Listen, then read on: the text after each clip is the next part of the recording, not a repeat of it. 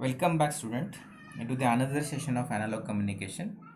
In the last session, we have studied the pulse amplitude modulation technique and pulse width modulation technique under the pulse modulation.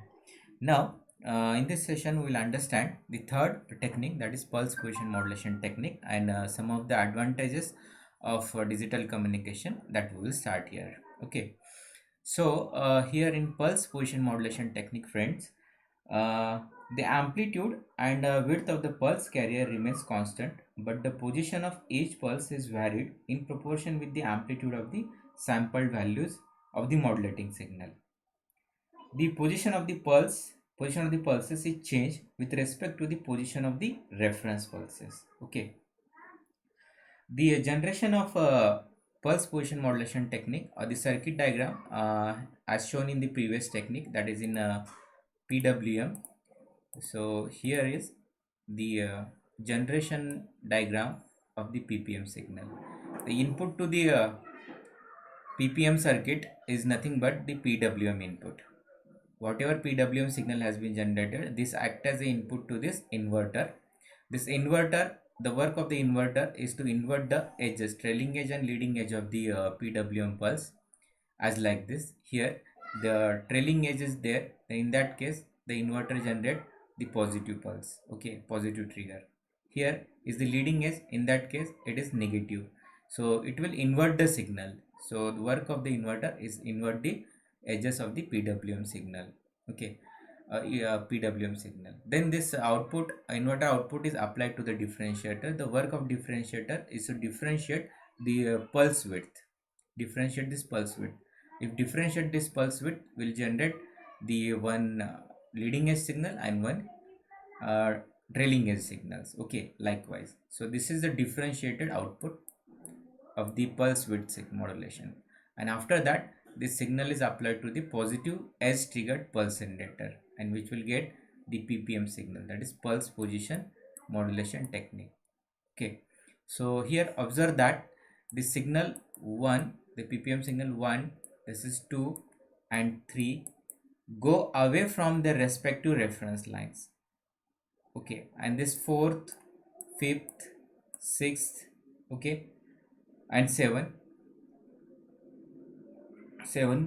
come progressively closer to the respective reference line. This is because uh, the corresponding amplitude of the modulating signal is decreases here, so that's why they are come closer together, and here they are far away from each other because the amplitude of the modulating signal is increasing. Okay, so hence here the width is same for all the pulses. Okay, amplitude is also same, but the position is different. That's why this is called as pulse position modulation technique, and this is the circuit diagram of or the generating method of the PPM signal. This is PPM, pulse position modulation technique. Okay, so this is PPM. Now we will understand some of the advantages and disadvantages of the PPM signal. So what is the advantage of PPM signal?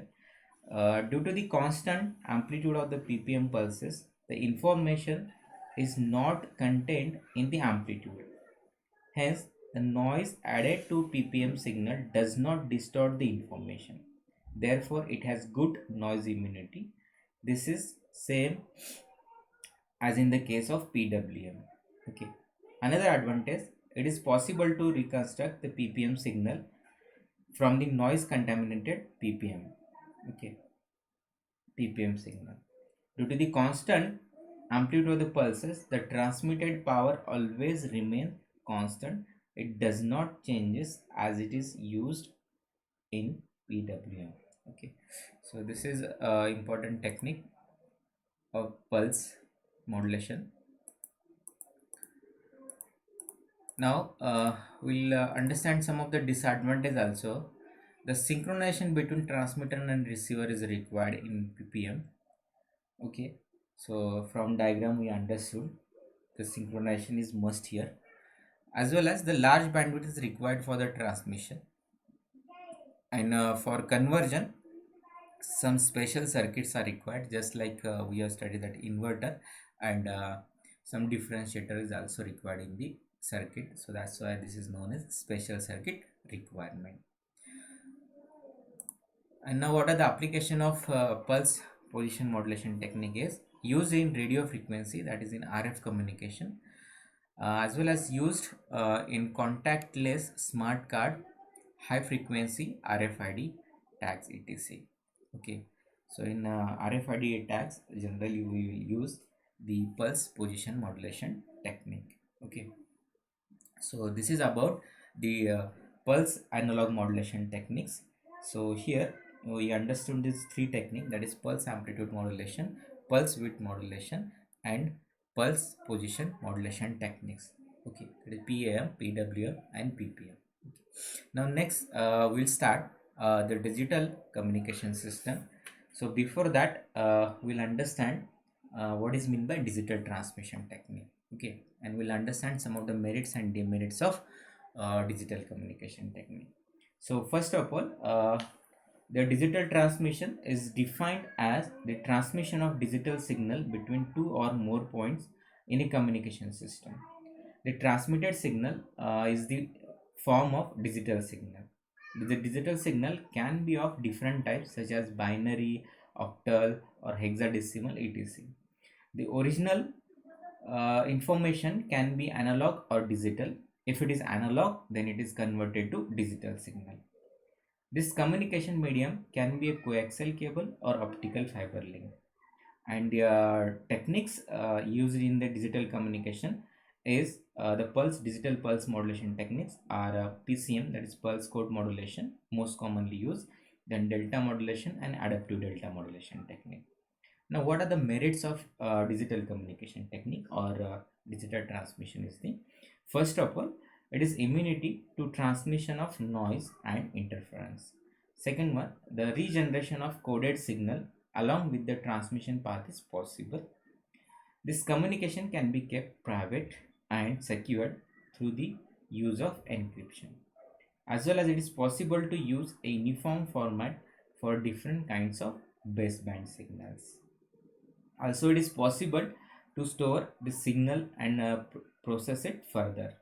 Okay, so this is an important advantage of this digital transmission technique. Also, the digital signal are better suited for processing and multiplexing. Due to digital transmission system are more immune to noise, measurement and evaluation of digital signal is simpler.